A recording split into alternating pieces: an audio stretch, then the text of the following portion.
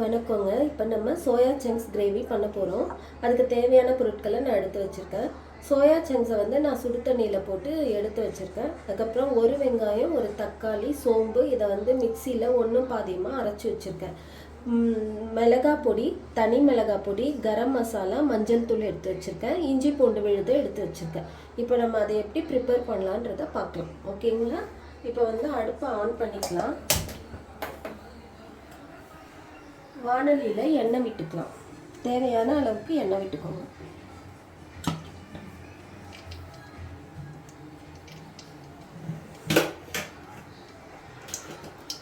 நான் வெறும் சோம்பு மட்டும்தாங்க தாளிப்புக்கு போடுறேன். அது மட்டும் போட்டால் போதும்.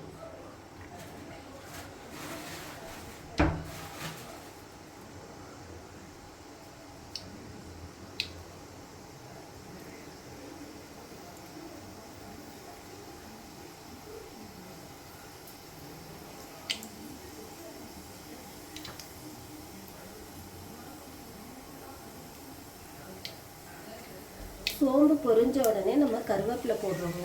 கருவேப்பிலை போட்டு ரெடியான உடனே நம்ம வந்து இதில் நம்ம வச்சுருக்க வெங்காயம், தக்காளி, சோம்பு அரைச்சி வச்சுருக்கோம் இல்லையா, அதை அந்த பேஸ்ட்டு இதில் போடுறோம்.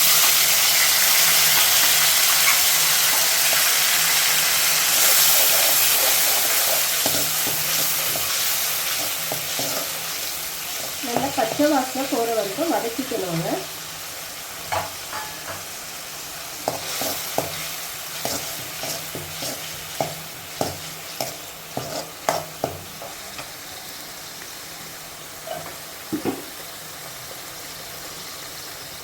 தேவையான அளவு உப்பு போட்டுக்கிறேங்க. உப்பு போட்டோன்னா சீக்கிரமாக வதங்கிடும். அதுக்காக தான் உப்பு போடுறேன்.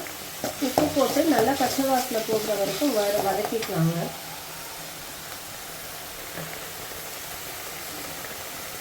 சும்மா ஒரு 1/4 ஸ்பூன் வந்து நான் இஞ்சி பூண்டு பேஸ்ட் போடுறேன். அதையும் நல்லா சேர்த்து வதக்கிக்கலாங்க.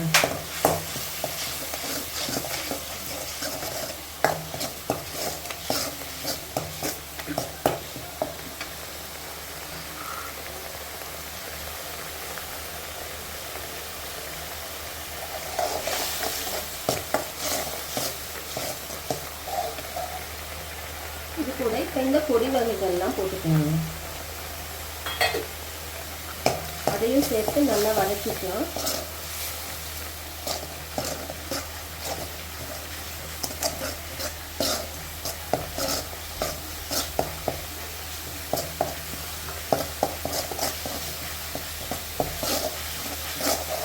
நான் நல்லா சோயா சங்க்ஸை புழிஞ்சு வச்சுருக்கேங்க. நல்லா ஈரம் இல்லாமல் நல்லா புழிஞ்சு எடுத்துக்கிட்டு அதையும் இதில் நம்ம சேர்த்துக்கலாம்.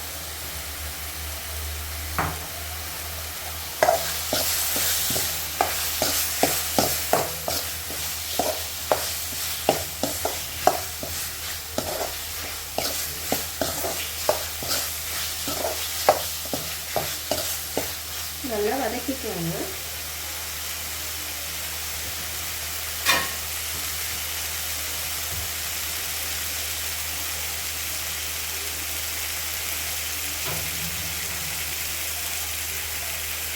அதில் ஒரு 1/4 டம்ளர் அளவுக்கு தண்ணி விட்டுக்கலாங்க.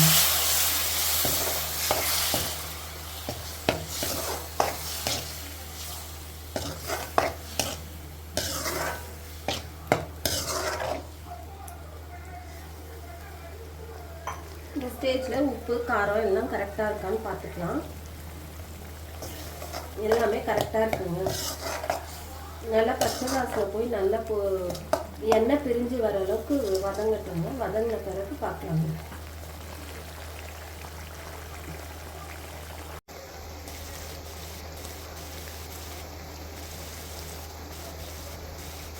இப்போ ரெடி ஆயிடுச்சுங்க. எண்ணெய்லாம் பாருங்கள் பிரிஞ்சு வந்துடுச்சு. நான் அந்த 2 ஸ்பூன் எண்ணெய் தான் ஊற்றினேன் நான்.